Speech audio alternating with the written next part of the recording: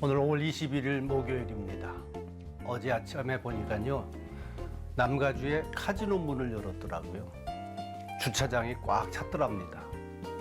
들어가기 위해서 시간표, 순서표를 받아서 기다리는 사람들로 꽉 찼다는 얘기를 들었습니다. 앞으로 교회 예배가 시작이 되면 어떨지 궁금합니다. 우리 임마누엘 공동체들 사모하는 마음으로 기다릴 수 있으면 좋겠습니다. 오늘 공평과 정의로 세우는 가정의 질서. 여러분, 이 신명기서 지금 기록할 당시가요, 우리 한국으로 하면 고조선 시대입니다. 3,400여 년 전이니까요. 이때 벌써 가정의 인권, 배려, 질서를 이야기했다고 하는 것이 그저 놀랄 뿐입니다. 오늘 말씀 보면 15절에 어떤 사람이 두 아내를 두었는데 하나는 사랑을 받고 하나는 미움을 받다가 그 사랑을 받던 자와 미움을 받는 자가 둘 다 아들을 낳았다 하자 그 미움을 받는 자의 아들이 장자이면, 이건 옛날 그 당시 습성이 그 관습이지 않습니까? 한 가정에 두 아내를 있는데 사람의 마음이라는 것은 똑같을 수 없잖아요. 그러니까 마음이 더 가는 여인이 있을 수 있고 또 덜 가는 여인이 있을 수 있습니다. 똑같이 아들을 낳았습니다. 그런데 마음이 없는, 조금 덜 가는 아내가 아들을 먼저 낳았어요.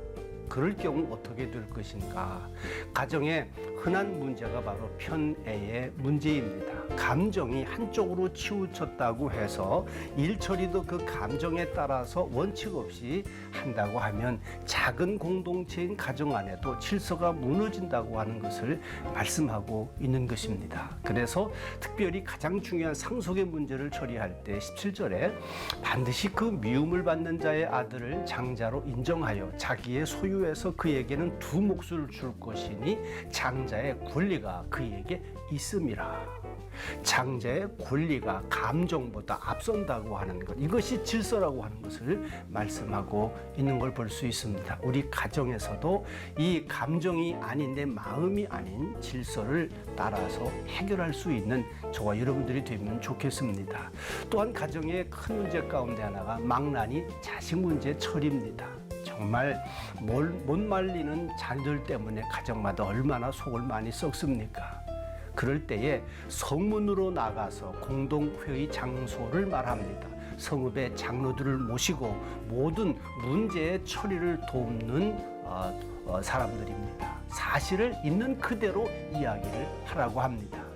감추고 변명하지 말고 그대로 가지 말하라는 것이죠. 19절에 그래서 그의 부모가 그를 끌고 성문에 이르러 그 성읍 장로들에게 나아가서 완악하고 패역하여 말을 듣지 않고 방탕하여 술에 잠긴 자라, 있는 그대로 다 설명을 하면 21절에 그 성읍의 모든 사람들이 그를 돌로 쳐 죽일지니 이같이 내가 너희 중에서 악을 제하라. 그리하면 온 이스라엘이 듣고 두려워하리라. 반복해서 지금 신명기에 말씀하고 있는 것이 순종에 대해서 말씀을 하시고 악을 제하라고 하는 말씀을 반복해서 하는 걸 들으셨을 겁니다. 그러면 사람들이 두려워하게 될 것이다.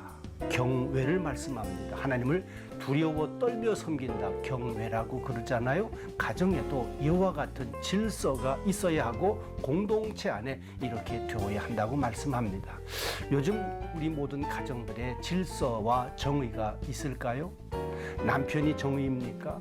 많이 배운 사람이요? 아니면 재정 능력이 앞선 사람을 따라가는 것이 정의입니까?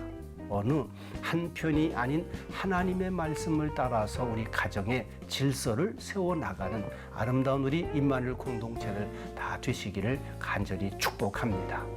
가정에 머무는 시간이 많아서 여러 가지 생각했던 문제들, 생각지 못했던 문제들을 많이 겪고 지나가고 있습니다. 이럴 때 정말 귀한 말씀으로 우리 가정 가운데, 아니 우리 부모님들 먼저가 질서를 생각하고 말씀을 묵상할 수 있도록 도와주시고 깨우치게 해주셔서 정말 감사합니다.